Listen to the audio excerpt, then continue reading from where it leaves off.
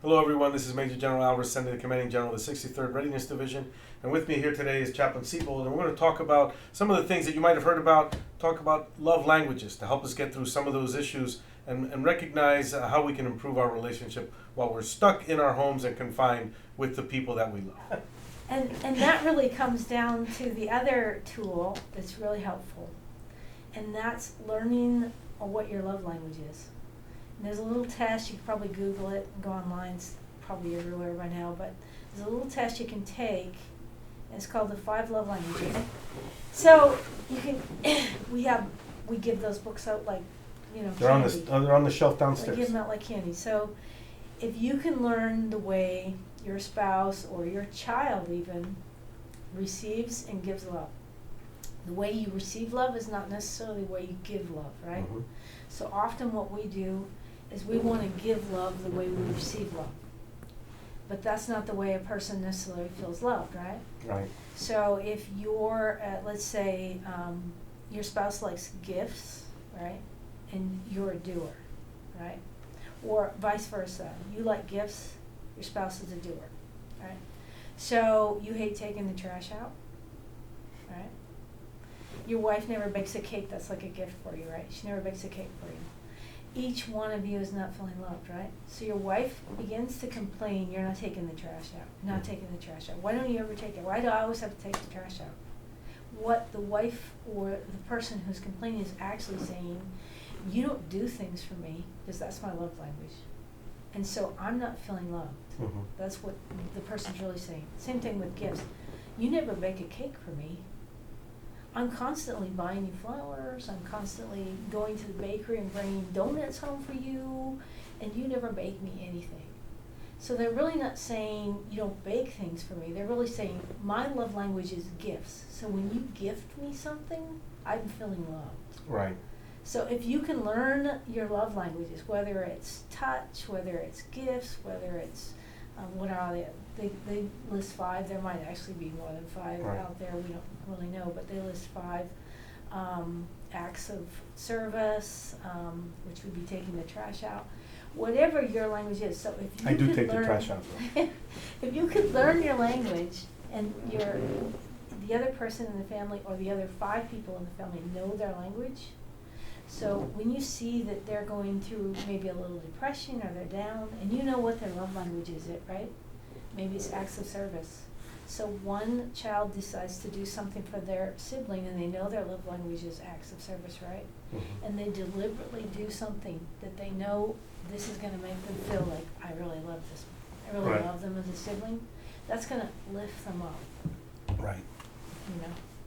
So back to the rules here. Mm-hmm. Rules for the listener: paraphrase what you hear and focus on the speaker's message. We talked about that, but the rules for both I think are really interesting. Speaker has the floor. We talked about that because you said maybe somebody holds something, and that means that clearly identifies to the others that are present, even if it's just 2, that person holds the floor. The speaker keeps the floor, even while the listener is paraphrasing. So when you ask me to paraphrase, hey, what did Right. you just hear? And I'm going to paraphrase. You still hold on to that because you're going to get the floor. I still have back. the spatula, and Right. until I release that spatula, I hold the floor. You hold the floor. That's why it's important when you're talking around the family to Yeah. have something symbolic when you're trying to learn to listen to a person while you're at the dinner table. To have something symbolic, because they all know that they don't have their turn until it's passed to them. So let me ask you a question, because normally things escalate. And they escalate to a point where it turns into an argument. Nobody's listening anymore. No. Everybody runs off to their own corner of the ring, if you want to call it that, either bedrooms or basement or whatever. And then they eventually come back to each other. But when they start to talk about it, I think we've all seen that, where the same argument entails and it never gets resolved. Right. So how would you suggest, briefly, on utilizing this technique to get after that particular situation? Well, it's like we were talking earlier when we talked about it's not about the toothpaste. Right. It's about you not recognizing that this bothers me, right? So that's when it comes down to mindfulness. We talk a lot about mindfulness, right? So this is where the family needs to get together, and the individual that's upset needs to have time to sit there, and you need to listen. You ask them that question. Okay, so when you got mad, where'd you go? Where were you? I would do this in a therapy session. I don't know if they can do it at home, but they can try. So if we're in a therapy situation,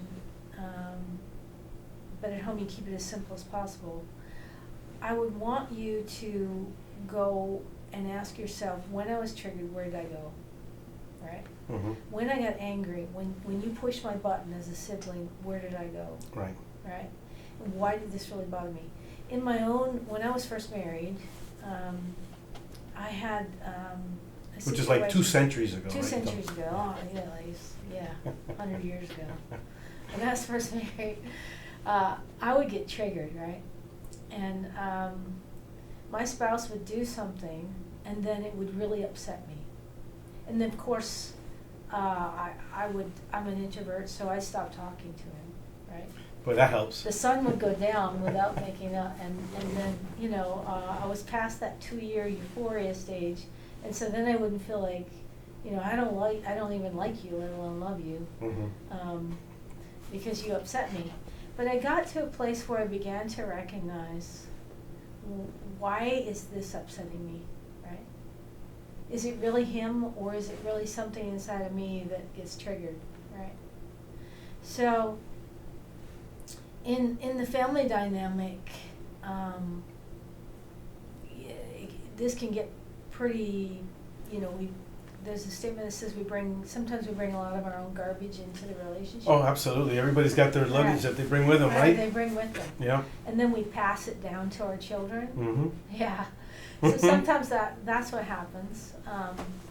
But sometimes you have to be really mindful and recognize, is this garbage that I brought into the relationship, or is this garbage that we've created? Right? So if it's garbage that we have created, you can probably resolve it in that conversation in the family. Absolutely. Right? Yeah. But if it's garbage that I have brought into the relationship, you had in your ruck when you got there. right, then it takes a lot of mindfulness, a lot of self-evaluation, a lot of recognizing that when I'm triggered, it's not his or her fault, and I'm not going to hold this against you. Right. And then you might come to a place where some of us actually need to go and get outside help. You know, you just use your finger to point something. Yeah. And I don't know if I told you the story, but when I was growing up, I worked for a gentleman that was from South Philadelphia. Right. Rocky Balboa's neighborhood, right? So it's Italian neighborhood, you know, that kind of a thing. And his last name was Correnti. And he used to say, Al, never point at anybody, because when you point at somebody, you got 3 fingers pointing back at you. So that's where you have to start. So that was his way of saying, you know, it's based on you and how you're interpreting things, rather than trying to blame somebody or point something else out in somebody else's kind of, you know, backyard. It's start with you. A lot of it usually is more about you and less about the other person that's pushing the button. And that was his life lesson. Yeah. You know, was start with you. And it's true. Start with you. It tends to be true, especially when I was doing counseling and family dynamics. They always like to pick out a scapegoat in families and blame everything on that one individual. Right. Mother-in-law, father-in-law, whatever. Right. And whenever they started doing that, that was a indicator for me to know that I needed to look elsewhere. Right. Because usually it's the whole family dynamic. It's not just one individual. Yeah. It's the whole family dynamic that's contributing to the dysfunction. So the whole family has to be mindful and recognize, how are we each contributing to this situation? It's not just one person. Okay.